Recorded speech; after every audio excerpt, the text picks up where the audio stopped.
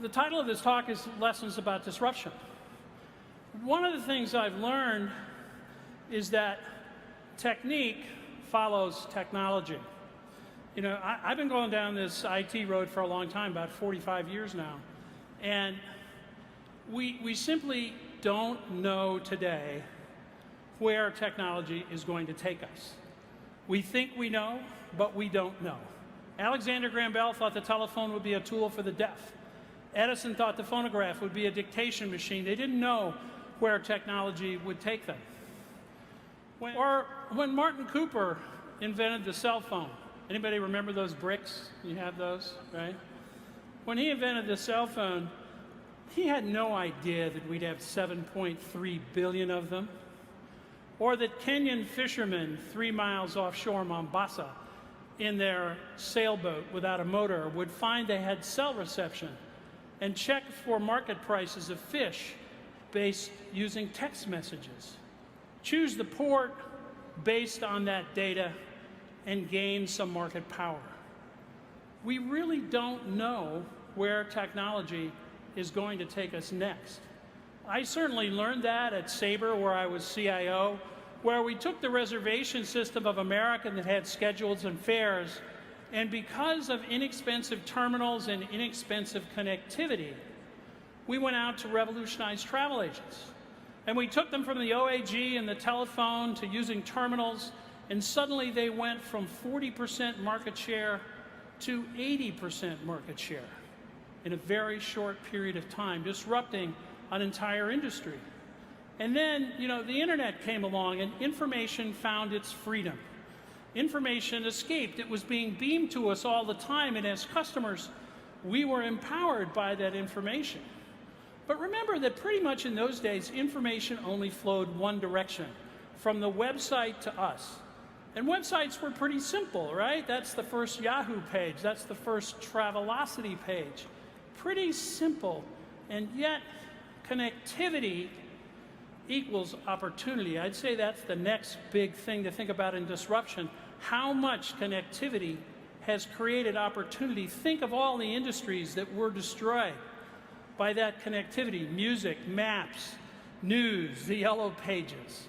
Even with that simple connectivity, 18,000 travel agents out of business, so that 80% share disappeared almost overnight, right?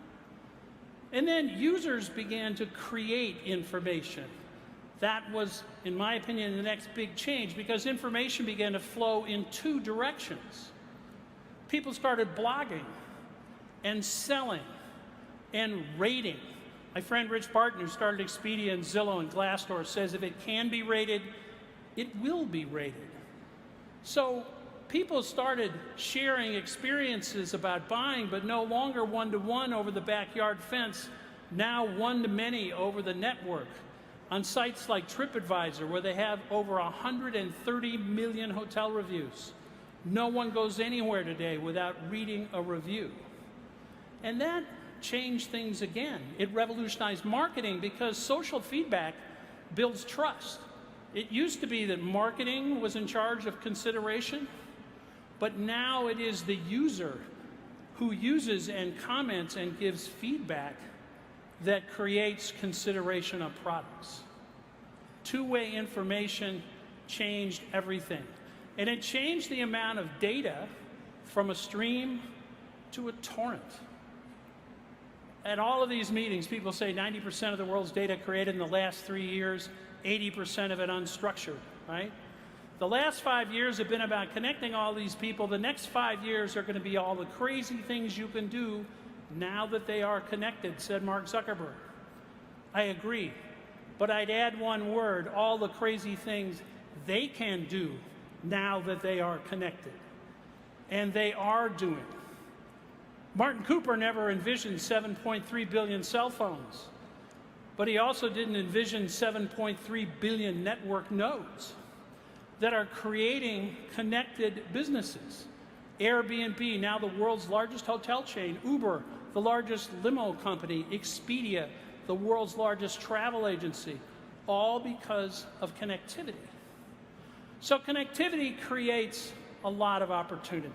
So we've gone from systems of record to systems of engagement, and now to systems of insight. And you know, the other day I was in London and I got a chance to speak to the research board. Some of you know the research board. The research board is a collection of the top CIOs of the world. And as I went in to make my talk and they asked me to speak about cognitive computing, this was up on the board. It said, insights are the strategic asset. So these CIOs looking forward are being told by their research arm that it's all about insights going forward. And I absolutely agree. That's what we're looking for at Wayblazer. That's what all of you are finding with this technology.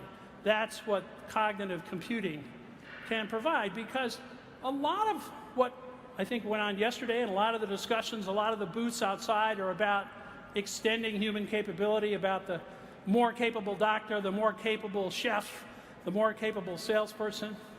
I think that's great. I think that's a terrific use for Watson. But when I look at all this unstructured data, as a B2C consumer guy, I think of something different. I think of the paradox of choice. I think of how difficult it is for consumers to sort through all this data we have in the physical world and the virtual world today. It's hard. It's really hard. So complexity equals opportunity. The complexity that was generated through that two-way world, that two-way communication, is a huge opportunity for us in business.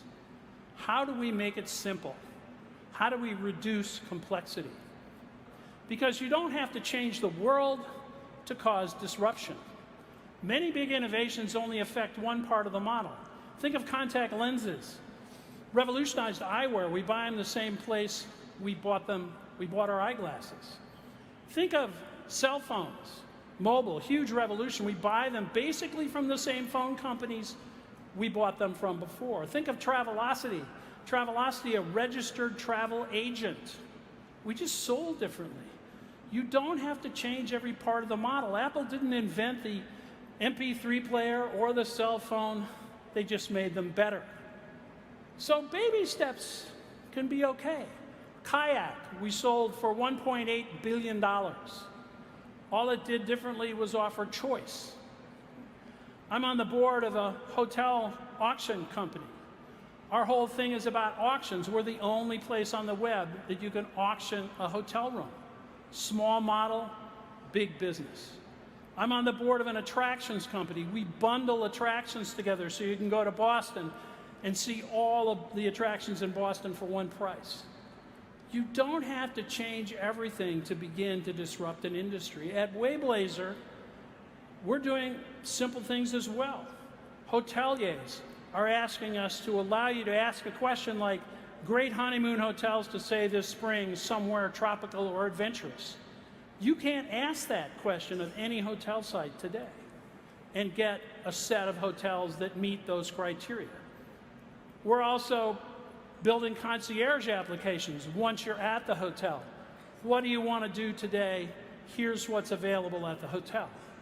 These are baby steps because our customers right now are only ready for baby steps. But they're baby steps that no one else has been able to do before. That's where we're having to begin, right, with these small steps.